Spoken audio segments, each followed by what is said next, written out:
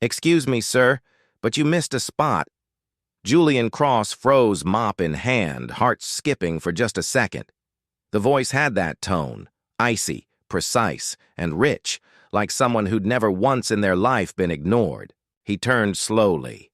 There she was, Avery Monroe, CEO of Monroe Holdings, billionaire at 35, featured on the cover of Forbes, Time, and Business Insider all in 1 month, and now apparently watching him clean the marble floor of the Grand Ellison Hotel at 6:42 a.m. Sharp. Julian gave a curt nod and returned to the stain. She didn't wait for a reply, just walked away in her signature black heels, silent but powerful. Julian didn't flinch. He'd been invisible for 6 years. One more day wouldn't change anything, except this wasn't a normal day. His phone buzzed in his pocket. Once, twice, then a third time. Urgent, persistent. His fingers clenched around the mop handle. Rule number 1 from management: no personal calls while on duty. But the number on the screen, +31, Netherlands. Julian glanced around. No supervisors, just a few guests at the far end of the lobby checking out early. He ducked behind one of the towering marble columns, pressed the phone to his ear, and whispered, "Dit is Julian." The voice on the other end was warm Dutch and unmistakably academic. "Professor Cross, this is Dr. Vanton, University of Utrecht. I know it's been some time, but we received your abstract on language as cultural bridge." Julian straightened. The words flowed from his mouth like music. Dutch came back to him effortlessly. He responded quickly, respectfully, confirming he had indeed written the piece, that it was in fact based on fieldwork conducted a decade ago. They spoke for 2 minutes, just 2. But in that time, something in Julian came back to life. Something he thought had been buried under janitor uniforms and unpaid bills until he saw it. The silence. People weren't moving. Not the guests, not the bellhop, not the concierge. And right in the center of the stillness, Avery Monroe, standing not 5 feet away, watching him with eyes that weren't cold anymore, just stunned. Julian's throat dried, his pulse stuttered. Ibello later shrugged. He murmured and hung up, slipping the phone back into his pocket like it burned. He didn't have time to move before a voice sliced through the lobby like a scalpel. "Cross in my office." Now, it wasn't Avery who said it. It was Mr. Haskins, head of operations, a man who enjoyed power the same way others enjoyed wine, slow, indulgent, and in excess. Julian followed silent past the check-in counter, down the service hallway into a cramped office that smelled faintly of sweat and microwaved curry. The door slammed shut behind them. "Do you think this is a playground?" Cross Haskins snapped. "No, sir. Do you know how this looks? A janitor chatting in gibberish Dutch." "What it was, Dutch, sir?" Haskins blinked. "Thrown off for a second. I don't care if it was Klingon. What matters is that Miss Monroe saw you ignoring protocol, standing in the middle of the lobby like a lost tourist." Julian bit back a reply. He'd learned long ago. Pride doesn't pay hospital bills. "You're lucky I'm not terminating you." Haskins growled, effective immediately. "You're reassigned to the loading dock restrooms, midnight shift." Julian stared at him. "Sir," I dismissed. He walked out without another word. That night, the silence in Julian's small apartment was suffocating. Emily slept in the next room, curled beneath a blanket covered in cartoon planets. Her favorite. She hadn't spoken in months, not since the accident. Not a single word. She drew. She wrote, but she didn't speak. Julian sat at the kitchen table, a cup of instant coffee growing cold in his hands. On the wall beside him hung a frame. Inside, a faded diploma from Yale and 3 certificates from International Linguistic Symposia. They looked ridiculous now, like relics from a different life. His phone buzzed again. This time it wasn't the Netherlands. It was the front desk. he answered cautiously. Julian Cross. Mr. Cross, you've been requested to report to Human Resources. Immediately. He blinked. Now, yes. The executive floor. Julian paused. The executive floor cleaning staff didn't go there. Not unless something was broken or on fire. Understood, he said. 15 minutes later, he stepped into the elevator. Clean uniform, shoes polished. A copy of Emily's hospital invoice folded in his back pocket just in case he needed to plead for more hours. He reached the top floor. The HR assistant didn't even look up when he arrived. Mr. Cross, please proceed to conference room B. M. Monroe is waiting for you. Julian's stomach turned. He knocked once. Enter. He opened the door. Avery Monroe stood alone by the window, Manhattan twinkling behind her like a shattered galaxy. She didn't look at him when she spoke. You speak Dutch? Yes, Julian said carefully. And Mandarin, French, Italian? Yes, Avery finally turned.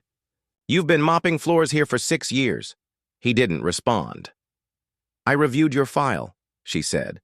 You applied for 12 internal positions, all denied. Julian nodded. Yes, ma'am. I'd like to offer you a temporary reassignment. His breath caught. As Linguistic Liaison for the International Business Summit starts in 72 hours. We're hosting delegations from 6 countries. 2 of our lead translators just dropped out. I need someone who understands not just language, but tone, context, culture. Julian couldn't breathe. Ma'am, I'm not. You're fluent. You're qualified. You're underused. I don't tolerate waste. She crossed her arms. Compensation is $5,000 per week. Silence. Finally, Julian asked, Why me? She met his gaze for the first time. Her voice softened just barely. Because I watched you speak like the world was listening even when it wasn't. Julian said nothing, but something inside him shifted. He had been invisible for too long. Maybe it was time someone saw him, even if it was only for a week. You don't look like a janitor. Julian blinked. The woman sitting across from him, tall, lean with gray streaks in her ponytail and eyes like polished glass, was watching him the way one watches a stranger who just said something impossible. He shifted uncomfortably in the chair. That's because I used to be something else. The HR director, Martha Ingram, nodded slowly, sliding his personnel file back into its worn manila folder. You know, I've been here 18 years. I've seen applicants, fake degrees, fudge fluency, fabricate work histories, but I've never seen someone bury credentials like these. Julian stayed silent. Yale, M.A. in Applied Linguistics, research fellow at the University of Bologna, guest lecturer at Sorbonne, 8 academic publications, 1 daughter, and yet for the past 6 years, mop, bucket, night shift. Ingram exhaled, tapping her nails against the folder. You applied to 12 internal positions. 17, Julian corrected gently. 5 never got a reply. 12 were denied. She frowned. Under what grounds they said I was overqualified or not the right cultural fit. One said my accent might be distracting. Ingram's jaw tightened. Those positions went to interns, children of donors, former baristas. Julian gave a soft shrug. I stopped being surprised a long time ago. There was a knock on the door. Avery Monroe stepped in without waiting for an answer. She wore a slate gray pants suit, no jewelry, and an expression sharp enough to draw blood. Thank you, Martha, she said briskly. I'd like a moment alone. The HR director rose hesitant and exited. As the door clicked shut, Avery leaned against it, arms folded. Julian stood. You don't have to. I read your abstract, she interrupted. The one von Haughton referenced. Julian blinked. You read academic journals? I read everything she said simply, especially when it concerns people working under my roof. A pause. Then she stepped forward. I need you to understand something, Mr. Cross. This temporary assignment. This is not charity. This is not pity. I don't believe in either. Julian met her gaze. Then what is it? She tilted her head slightly. It's a correction. The following morning, Julian arrived at the executive suite just past 7 a.m., a lanyard with an official badge around his neck for the first time in years. It read, Cross, J, Intel, Liaison. He touched it once, lightly, like someone who wasn't sure it was real. The suite was a world apart. Glass walls, minimalist furniture, filtered air, and silence that hummed with power. A young assistant handed him a laptop, a tablet loaded with schedules, and a folder labeled Summit Key Delegates, language profiles. By 10 hours a.m., Julian had already found 4 significant mistranslations in the materials, one of which turned strategic collaboration into the Mandarin equivalent of hostile acquisition. He didn't say anything. He just fixed them. By noon, he was in the conference preparation room reviewing name placards when a voice behind him said, You're not what I expected. Julian turned. The speaker was a man in his early 40s, salt and pepper hair designer shoes, and the air of someone used to being listened to. Thomas Whitaker, he said, extending a hand. Director of Operations. Julian shook it. You must be the janitor everyone's whispering about. Whitaker added with a smile that didn't touch his eyes. I'm just here to help, Julian said calmly. Whitaker leaned closer. You know, this summit is the biggest thing we've done all year. CEOs, diplomats, foreign ministers. A single word can cost us millions, so I hope you're not rusty. Julian held his gaze. I'm fluent, not rusty. And if a single word can cost millions, then maybe you should have hired a linguist 6 months ago. Whitaker's smile vanished. Julian turned back to the table. That evening, Julian returned home just past 9. His apartment smelled faintly of lavender and boiled rice. Emily sat cross-legged on the couch, drawing meticulously on a large sheet of paper. He kissed the top of her head. What are we working on tonight? Emily held up her drawing. A series of flags. France, China, Netherlands, Italy. Under each, a phonetic phrase in crayon. Julian laughed softly. You've been spying on my work, huh? Emily gave a shy smile and pointed to the Dutch flag. Then she whispered a single word. Welcome. Julian's breath caught. She hadn't spoken to anyone but him since the accident. You remembered, he said quietly. Emily nodded. He knelt beside her. You know, tomorrow I have to sit in a room full of very serious people from all over the world, and they're going to speak fast and loud and probably try to impress each other. Emily raised an eyebrow, amused. Julian tapped her chin gently. But I'll be thinking of this, of you, of this moment. She picked up a red marker and wrote beside the Italian flag, Speranza. Hope, Julian murmured. Yeah, that's the best language of them all. The next morning, Avery stood alone in the main summit hall, watching as her team scrambled to finalize seating charts and audio translation setups. Julian approached tablet in hand. She didn't look at him. You ready for this? She asked. I've had tougher rooms, he said. You ever translate 3 simultaneous trade proposals in 4 languages under 2 hours? Julian smiled.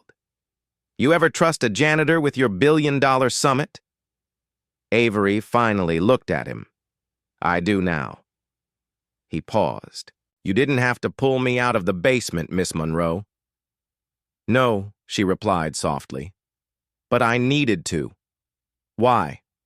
She hesitated, then said, Because I've been in rooms full of smart people who didn't understand a damn thing about the world, and you listened like someone who knew how to be unheard. Julian said nothing, but his silence said everything. Don't correct them. Just do it right. Julian looked up from his laptop, startled.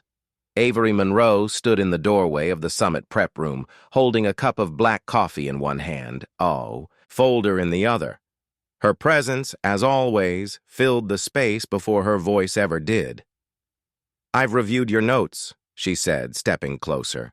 "The changes to the Mandarin welcome letter, the Italian business etiquette guide, and my personal favorite, the French delegate seating order."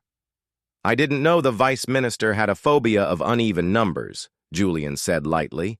Avery smirked. "He does. And if we had seated him at table 13 again, he would have flown back to Paris on the spot." Julian leaned back in his chair. "No pressure, then." Avery sipped her coffee. "That's not why I came." He waited. She handed him the folder. Inside were credentials, schedules, private briefings, and a black name tag etched in silver: Julian Cross, International Liaison. "I thought this was already temporary protocol," he said. "It still is," she replied. "But this," she tapped the name tag, "makes it real. Optics matter, Mr. Cross. Even when truth should be enough." Julian studied the tag. "You really think the others will listen to me?" Avery tilted her head. "They'll listen to me, and I'm telling them to listen to you." There was a pause. Then Julian said, "You know, I spent most of the last 6 years trying not to be noticed. Being invisible has its comforts." Avery sat across from him, and now he closed the folder gently. "Now I remember why I loved being heard." By afternoon, Julian was fully embedded in the summit machine. Emails flooded in. Last-minute language clarifications, protocol concerns, cultural nuance checks. He moved seamlessly from Dutch to Mandarin, from Italian to Korean, correcting idioms that would offend and smoothing phrases that might alienate. What surprised him most wasn't the work, it was the respect. Assistants started asking for his input. Directors nodded in passing. Even the catering lead, an old Jamaican woman named Esther, who had worked in the hotel for 20 years, slipped him an extra cuisson and whispered, "About time someone like you got seen." But not everyone was pleased. Thomas Whitaker hovered around the edges, eyes narrowed like a man watching his chessboard shift beneath him. Julian ignored him until he couldn't. Cross Whitaker called later that evening, cornering him near the East Wing elevators. Julian turned. "You know what's funny?" Whitaker said casually, adjusting the cuff of his tailored blazer. "I pulled your background after you were promoted." "Impressive, sure, but you haven't worked in academia since, 2017? No corporate references, no recent credentials." Julian kept his tone even. "Is there a question in there?" Whitaker stepped closer. "You think a week of translations and coffee meetings makes you irreplaceable? Let me remind you, this hotel doesn't run on sentiment. It runs on structure, process, authority." Julian smiled faintly. Then maybe it's time the structure stopped, mistaking loyalty for silence. Whitaker's jaw tightened. Julian didn't wait for more. He stepped into the elevator and let the doors close behind him. Later that night, he returned home to Emily, sitting quietly on the floor, surrounded by flashcards she had made from old magazines. Words in different languages scrolled in her blocky handwriting. Bonjour. Gratier, ni hao, hope. He sat beside her. "How was your day?" he asked. Emily looked up and shrugged. Then she pointed to a card with the word "Listen" in bold cut from a hearing aid ad. She handed it to him. Julian smiled. "You think I'm good at that?" She nodded. He tapped the card. "You know, people think listening means waiting for someone to finish, but real listening, it's like standing still in a storm, letting the words hit you and not flinching." Emily tilted her head. Then she picked up a crayon and wrote underneath the word "feel." Julian's throat tightened. "Yeah," he whispered. "Exactly." The next morning, Avery called him into her office. Not an email, not an assistant, a direct message. "Sit," she said without preamble. He did. She handed him a folder. "These are the draft speeches from our executive panel. Review them. Two have translation errors. One has a cultural insult we can't afford. I want your notes on my desk by noon. Julian flipped through the pages. He looked up. You don't want me to soften them? No, Avery said. I want you to sharpen them like you would a blade. He leaned back. You trust me with your voice. Avery paused. I trust your integrity, she said. You know what things mean when they're not spoken, and most people never learn that. Julian closed the folder. My wife used to say, he said slowly, language isn't just what we say, it's what we dare to say out loud. Avery looked at him. That's beautiful. It was her favorite quote. She was a sign language interpreter. She believed a silence had as many dialects as speech. For a second, something shifted in Avery's expression, a shadow, a memory. She said quietly, Did she teach you how to listen too? Julian smiled. No. Life did after I lost her. The room fell still. Then Avery reached into her desk, pulled out a thin envelope, and slid it across to him. Final confirmation, she said. You're speaking on behalf of the hotel during the opening segment of the summit. Julian's eyes widened. What? You'll be welcoming the delegates, translating my words live. That's not what we agreed. No, she said, it's what you've earned. Julian stared at her, then said, You're not who I expected either, Miss Monroe. She tilted, her head slightly. And who did you expect? Someone who builds walls. Avery met his gaze without blinking. I do, she said. But I'm learning how to leave the door unlocked. The rooftop garden of the Grand Ellison wasn't open to guests officially. It was a quiet place, a half-forgotten patch of sky bordered by waist-high ivy, a few wind-worn benches, and the faint hum of city air vents. Maintenance came once a month. No one else came at all. That's why Julian brought Emily there every Saturday morning. She liked it, the silence, the space, the sun. She sat cross-legged near the corner planter, her sketchbook open, a red crayon in one hand, a blue in the other. She was drawing flags again, the Dutch one today.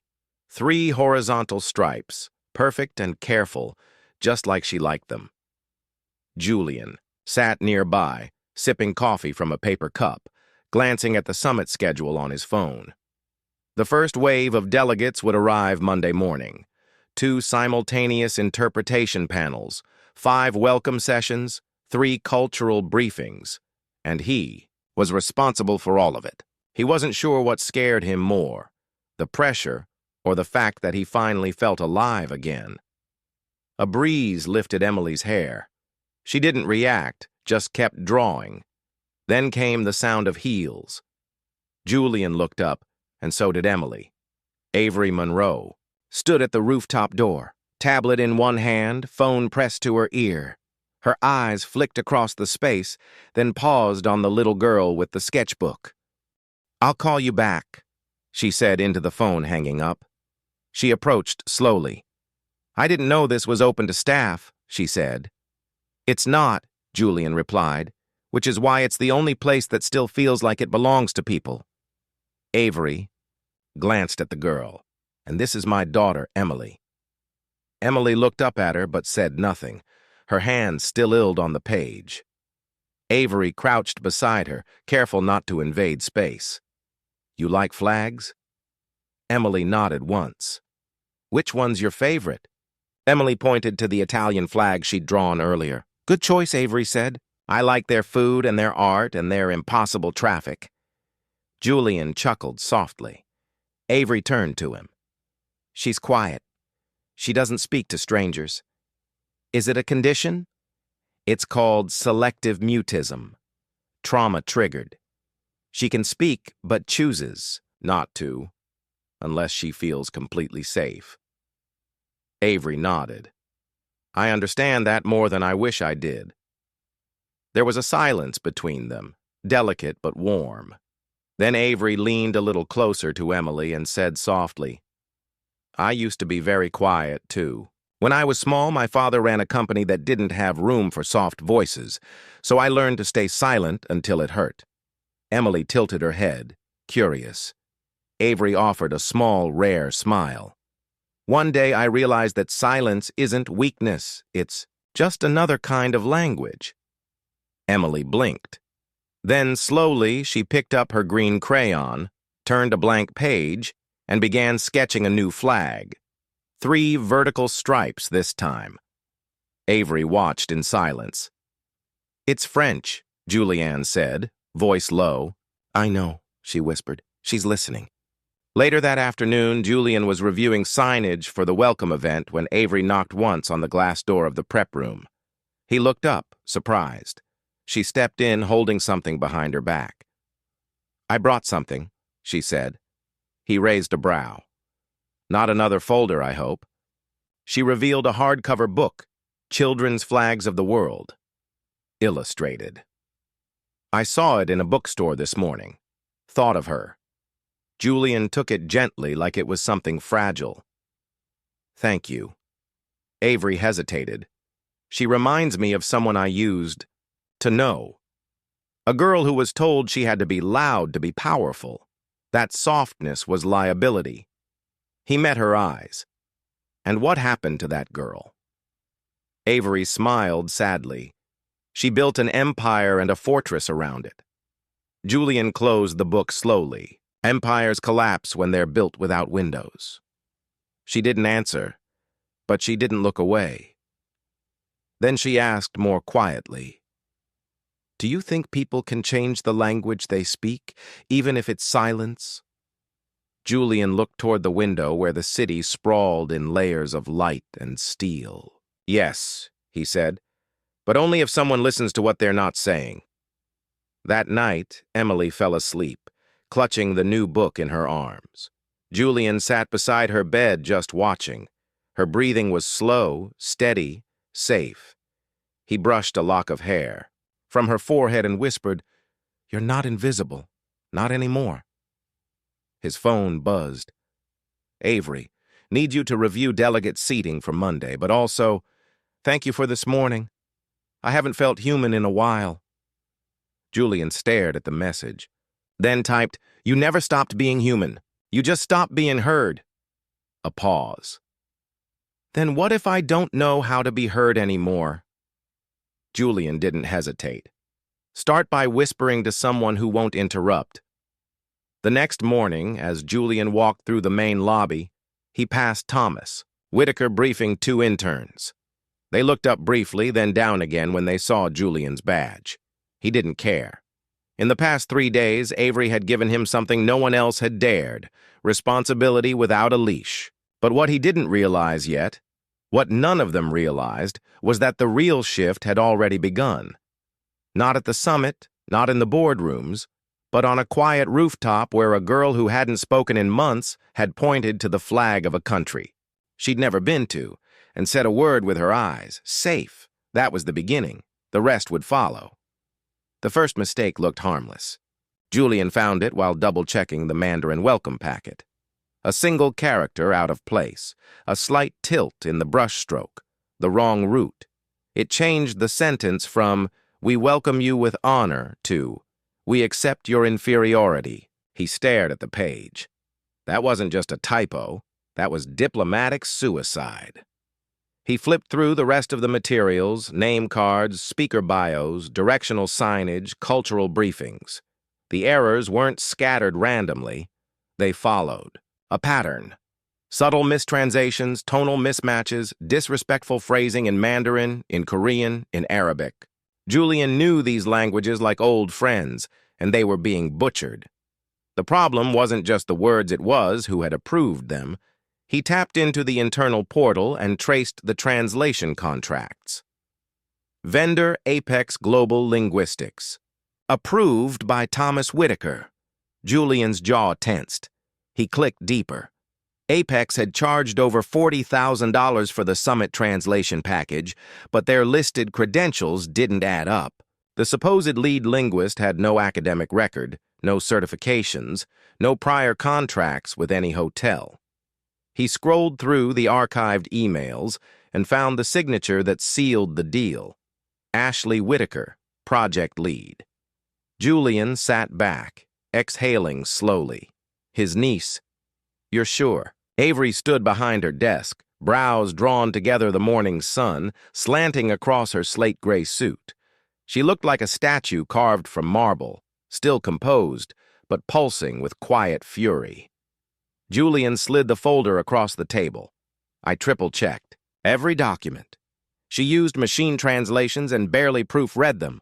One phrase about strategic partnership in Korean came out as economic annexation. You want to talk about lost deals? This could have started a full diplomatic walkout.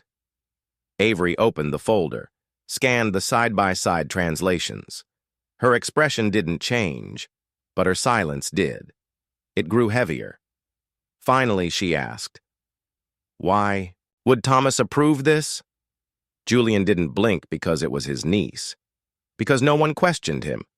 Because when systems reward familiarity over merit, things like this happen. She looked up. "You're not angry." "I've been angry," Julian said softly. "Now I'm just awake." Avery closed the folder. "So what would you do if you were me?" Julianne hesitated, then replied, "I'd replace every word before Monday, and I'd make sure the person responsible doesn't touch another syllable inside this building." She nodded once. "Then let's get to work." That night, Julian sat in the print room with 3 interns, 2 translators he personally vouched for, and a coffee pot that had long since given up on being helpful. He stayed up correcting hundreds of lines of text, reprinting signage, even adjusting font choices to be culturally appropriate. It wasn't glamorous, it wasn't glorious, but it was necessary. Around 3:17 a.m., Avery showed up with sandwiches. "You look like hell," she said, setting the tray down beside him. "I feel like I've been translating Dante's Inferno in 6 dialects." She sat on the edge of the table, unwrapping her sandwich. "Do you always fix things you didn't break?" Julian looked up.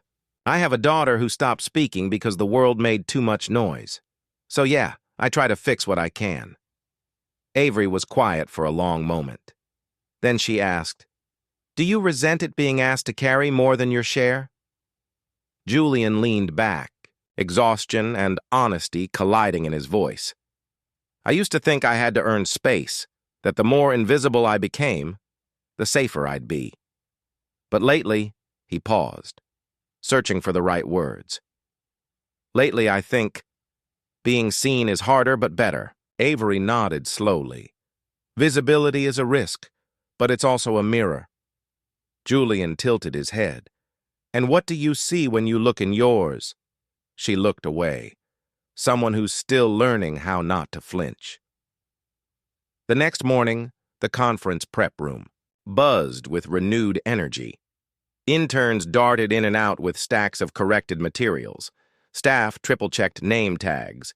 Julian reviewed pronunciation notes with the translators running them through tonal drills. Then, just before noon, Whitaker entered. He moved with the same confidence as always, but his eyes flickered when he spotted Julian. "Cross," he said, smiling. "Busy morning," Julian didn't answer. Whitaker glanced at the signage being wheeled. Passed. "Interesting. I thought Apex finalized those already." Julian met his gaze. They were redone, every single one. Whitaker's smile thinned. "Without my sign-off, without your errors." Avery entered from behind, calm, calculated, but her eyes were sharp enough to draw blood. She stood beside Julian. "Thomas," she said, voice crisp, "Apex's contract has been suspended, effective immediately. We're launching a full audit." Whitaker blinked. "That's absurd. You don't have the authority to I'm the CEO," she said. "I have exactly the authority." There was a silence. Then she added with steel in her tone, "Next time you approve a contract, make sure the qualifications aren't fabricated and that your niece isn't learning Mandarin from TikTok." Whitaker's face palled. He opened his mouth. But Julian cut in, voice calm. "You know what they call a word without meaning." "Mr. Whitaker?" Whitaker stared. Noise. That evening, as the sun dipped behind the skyline, Julian stood alone on the rooftop garden, eyes scanning the horizon. Emily joined him holding a folded piece of paper. She handed it to him. He unfolded it. It was a single phrase written in Mandarin calligraphy. Courage doesn't shout. Sometimes it just stands. Julian looked at her. She smiled, and though she didn't say a word, he felt it. She was standing. So was he. And tomorrow, the world would hear it. The lobby of the Grand Ellison had never looked more alive. Flags from 12 nations lined the glass atrium, their colors glowing under the soft amber chandeliers.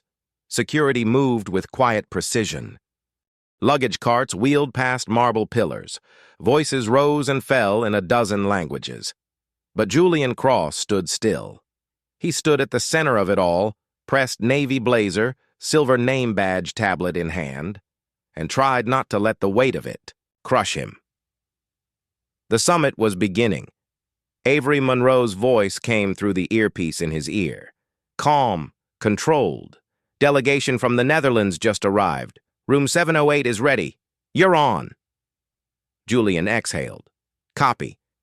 He walked toward the main doors. A group of suited men and women stepped through laughing politely. Among them was a tall, balding man with thick glasses scanning the lobby like he didn't trust it. Julian smiled. Professor Vandermeer? The man turned. Yes. Julian switched instantly to Dutch. Welcome to the Grand Ellison. Your room is ready. We've prepared a quiet space for prayer and a late checkout for Friday. Vandermeer froze. Then, slowly, his face lit with something close to delight. You're not Dutch, he said in Dutch. Julian grinned. No, but I listened hard enough to sound like one. By noon, Julian had translated in 3 languages, diffused a seating dispute between 2 rival ministers, and personally intervened when the Italian delegation received sparkling water instead of still. He didn't sit. He didn't pause. He moved. He listened. And something in the room listened back. You don't just speak languages, one delegate said to him in French. You speak the silence between them. Julian smiled. That's where the truth usually lives. It was just after 3 when it happened. He was escorting a group of South Korean tech investors to their private dining hall when a man in a gray suit tapped him on the shoulder. Julian turned. The man squinted at him. Wait, aren't you Julian Cross? The linguist who wrote the paper on adaptive dialects in business diplomacy. Julian blinked. Yes, I did. The man grinned. I cited that paper twice at Harvard. It was brilliant. I had no idea you were consulting here. Julian opened his mouth, but before he could speak, the man had turned to his colleagues. This is the guy, the soundless bridge paper. 4 other delegates, gathered, eager, asking for photos, quotes, opinions. Julian stood among them, stunned. 6 years of being invisible. Now, somehow, the spotlight didn't burn. It warmed. Upstairs from the mezzanine balcony, Avery watched. She didn't smile, but her chest lifted just slightly with pride. Esther, the elderly head of catering, stood beside her holding a tray of tea. Not bad for a janitor, she murmured. Avery replied without looking away. He was never a janitor, he just wore the wrong name tag. Later that evening, the day sessions wound down.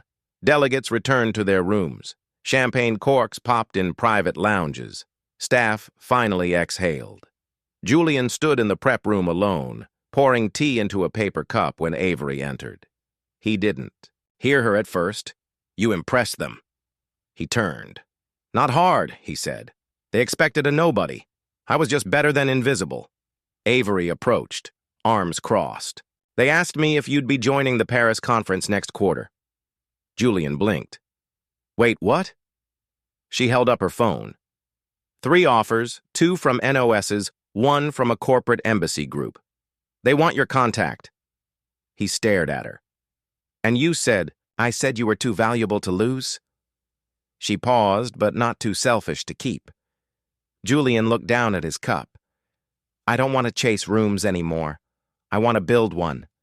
She tilted her head. For who? For people like me. People no one hears until they're forced to listen. Avery studied him for a long moment. Do you know the real reason I asked you to translate for me? I figured it was the accent. She smiled, but only for a second, then serious. Because I've spent most of my life speaking rooms into silence. I wanted to see what it felt like to speak through someone who listens. Julian didn't respond at first, then said, Then let's do it right. What do you mean? He pulled a small paper from his pocket. It was Emily's calligraphy, the Mandarin quote she'd written. Let's not just fix this summit. Let's fix the blueprint. Let's find everyone like me still hidden in the basement. Avery stared at the paper, then at him. You really think we can? Julian shrugged. I think someone has to try. She reached out, took the paper from him, and said quietly, Then we begin tonight. When Julian got home, Emily was already asleep. He stood in her doorway for a long time, just watching her breathe. A part of him still didn't believe any of it was real. 6 years. 6 years of rooms that never opened, and today, he had been the door. At midnight, a message buzzed on his phone. Avery, tomorrow I want to talk about something bigger. You ready to be heard? Permanently. Julian stared at the screen, then typed. Only if we make sure others get heard, too. There was a pause, then a single reply. That's the only way I know how to win. H. It started with a question. Julian said, Zoe, the new recruitment analyst from HR, how many people like you? Do you think we've missed? He looked up from the file he was reviewing, brow furrowed. You mean janitors who speak 6 languages? She shook her head. No, I mean people who applied, qualified, brilliant people who never made it past the first screening, who didn't have a Whitaker in their corner. Julian leaned back in the break room chair, considering, I don't know. A few dozen Zoe opened her laptop. Try 147, just in the last 3 years. He stared at her. Come again? She spun the screen toward him. It was a spreadsheet filtered by position, applicant, background, resume score, internal notes. The patterns were undeniable. Names marked with tags like accented English, overqualified, or cultural mismatch.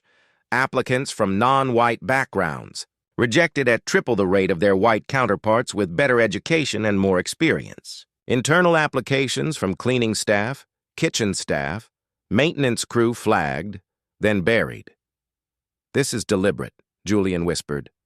Zoe nodded grimly. Someone didn't want people moving up unless they came through the right doors or the right bloodlines or skin tone, she added quietly. Julian looked away, throat tight. How long have you known 3 weeks after I started? I flagged it to Whitaker. He told me the system was filtering for cohesion. Julian's fists clenched. Cohesion isn't a filter, it's a leash. Zoe didn't smile. I was going to quit until I saw your name on the summit badge. There was a silence between them. Then Julian said, We need to show this to Avery. All of it. He didn't ask for a meeting. He just walked into her office folder and hand fire in his chest. She looked up, startled. Julian. He dropped the folder on her desk. Read it. She opened. The first page. 3 minutes in her face changed. By the 5th, she was silent. By the last, she whispered, This isn't bias. This is a system. Julian's voice was low, steady. A system designed to reward mediocrity with connections and punish excellence that doesn't look like them. Aver's knuckles whitened around the pages. This is damning. No, Julian corrected. This is truth, and truth isn't damning. It's liberating when you stop running from it. She stared at him. Why now? She asked. Why bring this to me today? He looked her in the eye. Because you're the only one who won't flinch. That night, Avery called an emergency meeting with the internal audit team. She didn't delegate. She didn't send memos. She sat at the head of the table, eyes steely as the directors filed in. Thomas Whitaker entered last. He looked at the files on the table, then at Avery. "What is this?" he asked carefully. "A reckoning," she replied. In the days that followed, an independent investigation was launched. Emails were pulled, interviews conducted. Avery made one thing very clear. No one is safe from the truth. Not even me. The hotel staff buzzed with whispers, some fearful, others hopeful. Julian moved through the halls with quiet resolve. He wasn't waiting to be seen anymore. He was seeing for others. One afternoon, he passed by the housekeeping corridor where Maria, a cleaner from El Salvador, was mopping the floor. She stopped, him shilly. "Senor Cross, I heard what you're doing." He nodded, unsure what to say. She pulled out a crumpled envelope from her pocket. "My daughter. She graduated top of her class in finance. Applied here 3 times. No call back. Not once." Julian took the envelope gently. Maria looked at him, eyes glassy. Can you make it different?" He placed a hand on her shoulder. "I'm not here to change everything," he said softly. "Just enough to matter." Later, Avery found him in the rooftop garden staring out over the city. She approached quietly. "They're fighting it," she said. "Of course they are. They say I'm tearing the company apart." Julian didn't look away from the skyline. "You're not tearing it apart," he said. "You're finally opening the windows." She sat beside him. "I spent years building this place, and now I see all the cracks I paved over." Julian turned to her. "Maybe the cracks aren't the problem. Maybe they're where the light gets in." Avery's voice dropped to a whisper. "You believe that?" He didn't hesitate. "I believe people can change, but only if they're brave enough to face who they've been." She was quiet. Then she said, almost to herself, "So what do we do next?" Julian looked out at the horizon, the city bathed in twilight. "We keep going," he said. "We dig deeper, and we bring every buried name back into the light." The next morning, Avery stood before the board of directors. She held nothing back. Slides, data, testimonies. Then she turned to them and said, "This isn't a PR issue. It's a moral one." One director scoffed. "Are we now prioritizing feelings over operations?" Avery fixed him with a glare. "No, we're prioritizing justice because operations, built on injustice, eventually collapsed publicly." The room fell silent, and in that silence something shifted. Not fear, not compliance, but conviction. That night, Julian returned home to find Emily sitting at the table coloring. She held up her drawing. It was the Grand Ellison Hotel, but this time there were open doors, people walking in, smiling, different faces, different flags. He knelt beside her, voice cracking. "Is this what it looks like now?"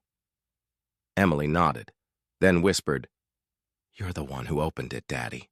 Julian pulled her into his arms, and for the first time in years, he let himself cry. Not from grief, but from the stunning, simple truth.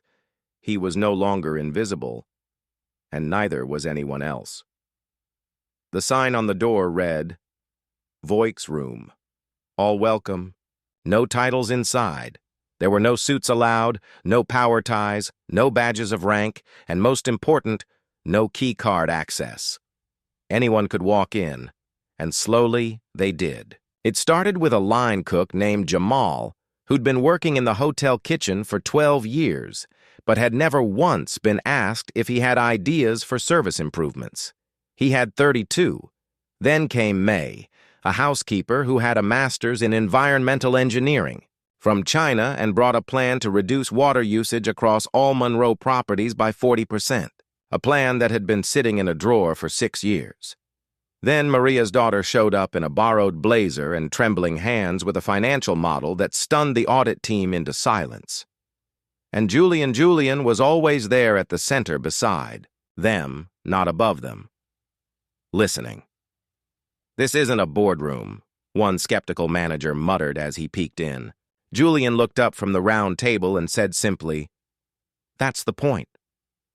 Avery watched the whole thing from the hallway at first, uncharacteristically hesitant. Julian found her lingering by the door one afternoon. "You built a room with no locks," she said softly.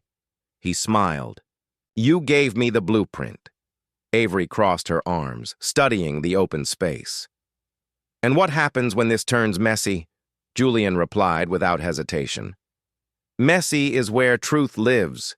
It's silence that makes the mold grow." A pause. Then she stepped inside and sat. Every Wednesday they held open floor sessions. No agenda, no hierarchy, just questions, ideas, confessions. And in one of those sessions, something happened that none of them would forget.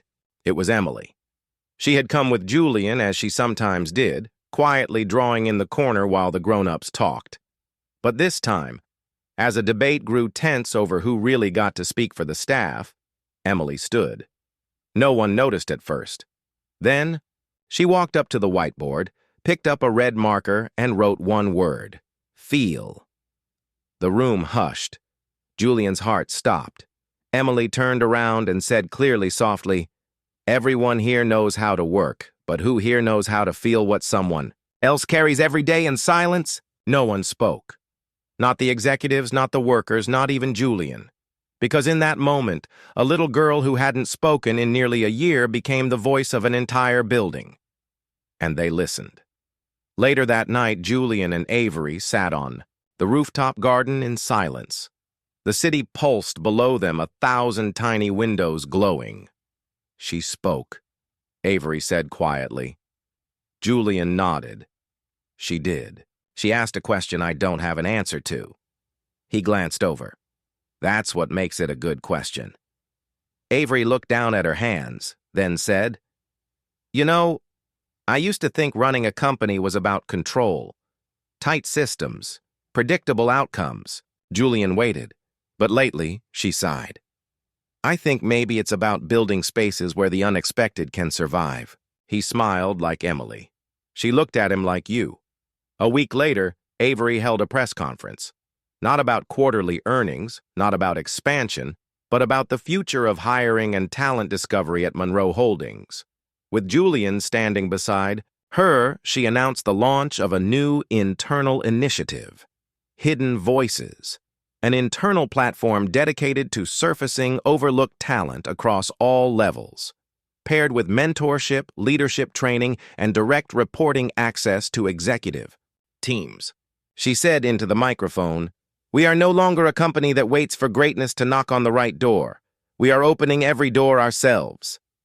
Julian didn't speak during the press conference, but when the reporters left, when the cameras powered down and the buzz faded, he stayed behind in the room.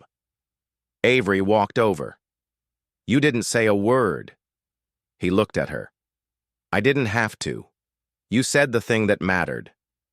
She smiled for real this time. "You trust me now?" He nodded. "But more. Importantly, he said you trust you now." That stopped her. And for the first time, Avery Monroe, who had commanded boardrooms and silenced entire panels, looked vulnerable. "I still don't know who I'm becoming," she admitted.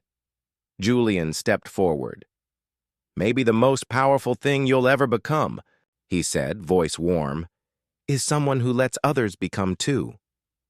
That night, Julian came home and found Emily waiting at the table, 2 mugs of cocoa in front of her. She pushed one toward him, then said in a small voice, "Do you think people always need a title to matter?" Julian took the mug. "No," he said, "but sometimes they need someone to remind them they never needed one in the first place." Emily smiled and wrote a new word on her notepad. "Enough." Julian blinked. "What's that for?" She looked up. "For how I feel tonight?" He swallowed hard and nodded. Downstairs in the lobby, the old sign by the staff elevator had been replaced. It no longer read authorized personnel only. Now it simply read, if you've got something to say, we're ready to hear it. And for the first time in the Grand Ellison's history, they meant it. The summit's final day began with polished silver trays, polished shoes, and polished lies. Outside the ballroom, cameras were setting up for the closing remarks dignitaries CEOs press from 3 continents. Avery's speech was scheduled for noon. Julian reviewed the final translation slides with Zoe from HR triple-checking every line in Mandarin, Dutch, and Korean. Everything was ready, or so he thought, until the screen lit up. He froze. Line 3 of the Mandarin keynote now read, "We claim mutual expansion." Julian's eyes narrowed. That wasn't his phrasing. He opened the backup file, then the saved PDF, then the live sync. They'd all been overwritten. Zoe leaned in. "Julian, this isn't your work." "No," he said, voice tight. "It's sabotage." He spun toward the tech booth where Thomas Whitaker was standing beside a young woman with nervous eyes and a flash drive in her hand. Julian strode over. "Take it down," he said, voice low but sharp. "Now!" Whitaker turned slowly. "Mr. Cross, I assumed you'd be off rehearsing your little speech." "I'm not speaking," Julian replied. "And this version of the Mandarin script, your niece's version, was pulled for a reason." Whitaker shrugged. "Your edits weren't finalized. I simply restored the original contract version." Julian's voice dropped. "The version that offended 2 entire delegations." Thomas smirked. "They'll survive. Or maybe they won't. But either way, they'll sign. Because that's what money does. It smooths the offense." Julian stepped closer, his voice now a razor. "You don't fix the world by laundering the harm in better font." At that moment, Avery walked in. She saw the screen, saw Julian's face, then turned to Whitaker. "What did you do?" Whitaker's calm snapped. "What I did was try to protect the integrity of this summit. What he did was overwrite 6 figures worth of vetted translations with academic fluff and sentimentality." Julian opened his mouth, but Avery raised a hand. "Thomas," she said coldly, "did you authorize a version change without approval from either the translation lead or myself?" He bristled. "I acted within operational precedent." Avery's voice turned. "To ice. You acted like a man who can't stand being replaced by someone who didn't come from your world." He glared at her. "This is a mistake, Avery. He's not one of us." "No," she said. "He's better." Whitaker's face flushed. "You're ruining this company over a janitor who got lucky with a language app and a sob story." Avery didn't flinch. "Get out." "What?" "You heard me. This is your final day here. HR has been notified. Security will escort you off the premises after the summit. You're done." He laughed bitterly. "You won't last a month without me." Julian stepped forward, not out of anger, but out of peace. "I lasted 6 years without you.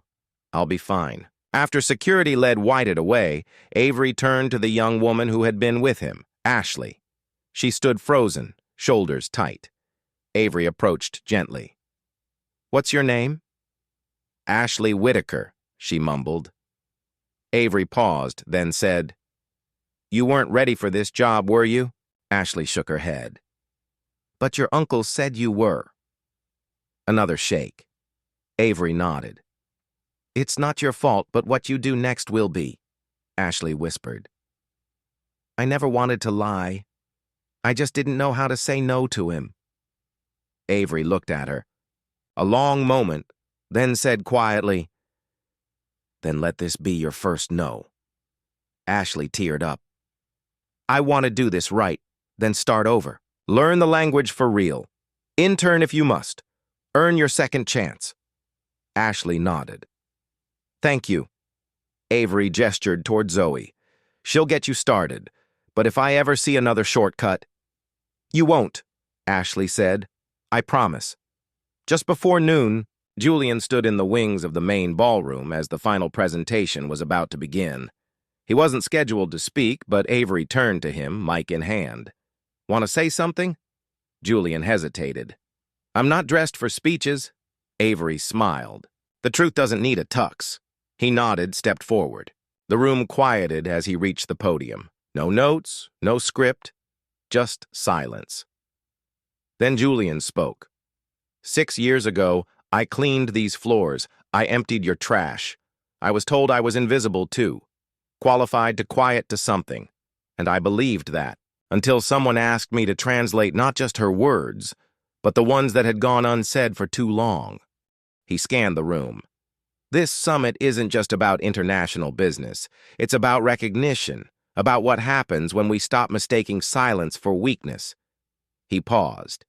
"There are people in this building, maybe right next to you, who speak 5 languages, who can run numbers better than your finance director, who carry solutions in their back pockets while wiping tables. You haven't seen them because you weren't looking." A quiet stir moved through the room. Julian's voice softened. "But if this week proved anything, it's this talent doesn't always wear a name tag you recognize. But that doesn't mean it's not waiting to be heard." He stepped back. The applause started slow, then built. Not polite, not performative, real. And somewhere in the back row, the kitchen staff rose first, then the janitors, then the interns, then the rest. That night, back in the rooftop garden, Avery handed Julian a small glass of wine. He raised an eyebrow. "Celebrating?" "No," she said. "Commemorating." "Commemorating what?" She looked at him. "The day the old rules stopped working." He smiled, and the new ones began. They clinked glasses, then sat in silence, watching the city breathe. Neither of them spoke, because sometimes what isn't said says everything. The applause hadn't stopped echoing, not in the hallways, not in the break rooms, not in the hearts of the people who had always stood in the shadows. Julian's speech had done something that no press release or performance bonus ever could. It made people feel seen. The very next morning, a maintenance worker named Dennis Graybeard, Vietnam vet, 2 hearing aids, stood up during a staff huddle and said, "I used to fix broken pipes. Now I'm wondering if I can fix broken people too." That line spread through the hotel like wildfire. Something had shifted. The following week, Avery and Julian sat in the executive lounge preparing for the first rollout of the Hidden Voices mentoring initiative across all Monroe properties. Julian, now officially Director of Internal Communication and Cultural Strategy, wore the same watch he'd worn as a janitor. He liked remembering where he started. "I thought we'd get more resistance," Avery said, scanning the reports. "You still might," Julian replied. "But when people are hungry for change, they don't ask who's cooking. They ask who's inviting them in." She looked at him, and for the first time in weeks, said something she'd never dared before. "Come have dinner at my place." Julian blinked. "You cook?" She smirked. "No, but I order beautifully." Her penthouse was quiet, too quiet, the kind that hummed with success, but ached with solitude. Emily wandered through the vast, echoing rooms with cautious awe. She stopped at the grand piano, then at the bookshelf arranged by color. She turned to Avery. "Where's the mess?" Avery smiled, slightly caught off guard. "I don't have one." Emily nodded. "That's okay. We brought ours." Julian laughed from the kitchen where he was unsuccessfully helping with takeout plating. Later, over dinner, Avery poured tea into tiny porcelain cups and said softly, "You know, I've built so many systems to keep things clean, sharp, predictable." She looked down. "And I think I did it to avoid being touched." Julian said nothing, but Emily, sitting between them, reached across the table and placed a hand over Avery's, and Avery didn't flinch. After dessert, Julian stepped onto the balcony with Avery. The city sparkled beneath them like it was trying to apologize for how cold it had been. He turned to her. "Why did you really pull me out of that lobby that day?" She took a long breath. "Because I saw a man who didn't need to raise his voice to be heard." Julian studied her. And why are you letting me stay? She turned to face him, the wind brushing her hair gently. Because I don't want to run this place alone anymore. And because your daughter taught me what grace looks like. Julian looked down at his hands. Emily asked me last night if I thought she'd be able to stand on a stage one day. And what did you tell her? He smiled. I told her stages are just floors, elevated. A few days later, the hotel hosted its first internal New Voices showcase, a voluntary event where staff could present innovations, ideas, or simply tell their story. Julian didn't speak. He watched. Maria's daughter presented a new budgeting model for food waste. Jamal, the line cook, proposed a rotating mentorship menu where interns designed a dish with senior chefs. May unveiled her water usage plan with a full implementation timeline. When they finished, something beautiful happened. The applause started from the kitchen. Literally, the entire kitchen crew had stepped out and clapped first. They didn't wait for the executives to lead. They led. Avery turned to Julian, eyes glistening. That sound, it feels bigger than the summit. Julian nodded. Because this time, it's not approval. It's belonging. Later that evening, Avery received a letter. The return address was scribbled, but the handwriting was familiar. She opened it slowly. Inside was a letter from her late sister written months before her passing. She read it aloud in her office as Julian stood nearby, quiet. Sloan, if you're reading this, I'm gone. But I need you to know. I never blamed you for being distant. You were surviving. That's how we were raised. But there's something you still need to learn. Power is lonely, but love isn't. If you find someone who makes you softer, not weaker, but softer, hold on to that, even if it scares you. Avery's hands trembled. Julian reached over and gently touched her arm. I think she already knew, he said. Avery wiped a tear. She always saw me, even when I didn't see myself. In the days that followed, Avery offered Julian and Emily a place in the Monroe residential program, an executive perk for upper staff. He declined but asked for something else instead. A classroom, he said. For who? For the ones who were told learning ended when survival began. She smiled. Done. A week later, in a quiet corner of the Grand Ellison, a small learning center opened. And on its first day, Julian sat on the floor teaching 4 housekeepers, 2 bellhops, and a night security guard the basics of cross-cultural communication. Emily stood at the whiteboard holding a marker. She wrote a word. Welcome. Julian looked around the room and said, This is what it means to be seen, not sorted. And Avery, watching through the door, realized something. She hadn't just hired a translator. She'd met someone who translated people back to themselves. The sky above the Grand Ellison was the kind of blue that only shows up after a storm, quiet, certain, impossibly clear. Julian Cross stood in the newly converted learning center, the same place where mop buckets once leaned against the wall. Now shelves brimmed with books in 6 languages. A corkboard displayed staff accomplishments, scribbled goals and notes of encouragement in block letters and cursive alike. Emily sat cross-legged on the floor, helping a bellhop named Thomas write his name in Korean. Avery stood near the door, arms folded, watching like someone who had planted something she never thought would bloom. I don't remember this part in the Monroe blueprint, she said. Julian looked up from his laptop, smiling. That's because this wasn't in the plans. It was in the cracks. She stepped inside slower than usual, as if trying not to disturb something sacred. You know, I used to think success looked like Penthouse's numbers legacy. And now? Julian asked gently. Avery paused, eyes resting on Emily, who was now laughing as Thomas accidentally spelled his name backward. Now I think it looks like this, she said, like laughter in a room that used to echo with silence. Julian stood walking to her. You made this possible. She shook her head. No, I just opened a door. You walked through, and then you held it open for everyone else. Later that afternoon, Avery asked Julian to walk with her. Not a business meeting, not a scheduled summit, just a walk. They strolled through the main lobby where guests moved easily, beside bellhops and porters no longer invisible. They passed the new voice wall filled with portraits of staff who'd been promoted through hidden voices. At the far end of the hotel, they stepped into the rooftop garden. Emily was there building, a paper crane, fingers folding with gentle precision. Julian watched her, then turned to Avery. She still doesn't talk much in crowds. Avery smiled. She doesn't need to. People feel her. Julian looked at her quietly.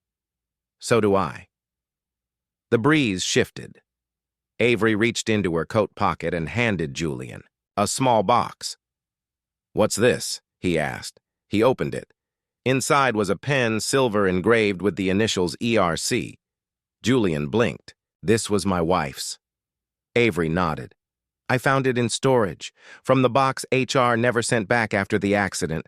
I asked permission to restore it. I thought you might want it for your first day. Julian swallowed. First day of what? Avery stepped closer, her voice low. I'm offering you the role of Global Director of Cultural Strategy, reporting directly to me. I want you to build this everywhere, not just here, not just at Monroe, but as far as we can take it. Julian was quiet, very quiet. Then he said, I already have everything I need. Avery nodded. I thought you might say that, but I had to ask.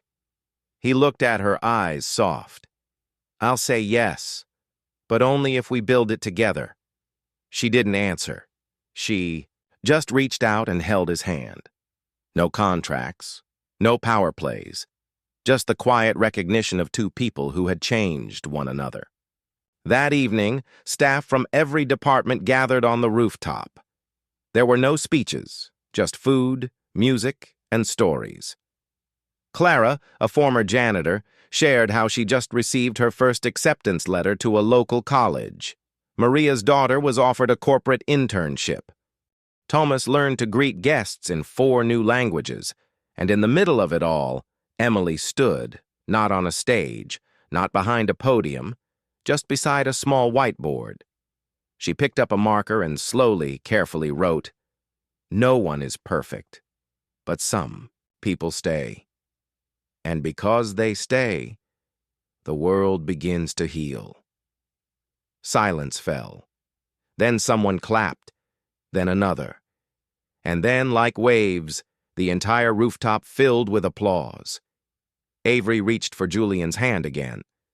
Not to claim, not to hold. On just to be there, he turned to her. You once said you didn't know how to be touched. I didn't, she whispered until someone listened so deeply it felt like being held. The sun dipped below the skyline, leaving streaks of lavender and gold. People lingered. No one wanted to leave. Because sometimes the most beautiful endings are simply beginnings that choose to stay. In the quiet that followed, Julian sat beside Emily on the edge of the rooftop garden. She leaned her head on his shoulder. Are you happy, Daddy? She asked. He looked at the stars flickering into place. Yes, he said. Not because everything's fixed, but because finally, I don't feel invisible. Emily smiled. Me neither. Sometimes, the people who speak the least are the ones who teach us the most, and sometimes the ones we overlook become the ones who show us how to see. If this story touched your heart even just a little, we'd love to know. Where in the world are you listening from today? Let us know in the comments below. Your words matter more than you think. If stories like this inspire you, heal you, or remind you to believe again, don't forget to hit that subscribe button and turn on the notification bell so you never miss the next one. We're building a place where stories matter, where kindness is strength, where healing isn't a miracle. It's a choice to stay. Thank you for being here. Thank you for listening, and most of all, thank you for believing in the power of stories. Until next time, stay kind, stay human, stay hopeful.